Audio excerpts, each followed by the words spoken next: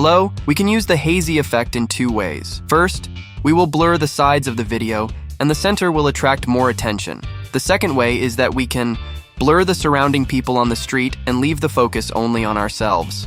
Click on Effect section. Go to Lens and find the hazy effect there.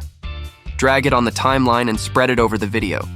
You can adjust the blur according to what suits you best. Now we will show the second use. Drag the horizontal indicator so that everything from your person to the left is blurred. Now click on the effect and press Ctrl+C and Ctrl+V.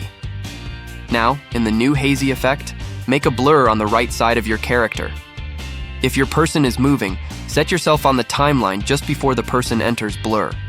Click on Horizontal Keyframe, then click on the first hazy effect and also add a horizontal keyframe. On the timeline, move to the moment when the blur begins to interfere a little with your character. Set the blur on both hazy effects so that only your figure can be clearly seen again and everything else is covered with blur. Repeat this process for the entire length of the video. Thanks for watching. I hope I helped you. Don't forget to like and subscribe for more tutorials. Have a nice day.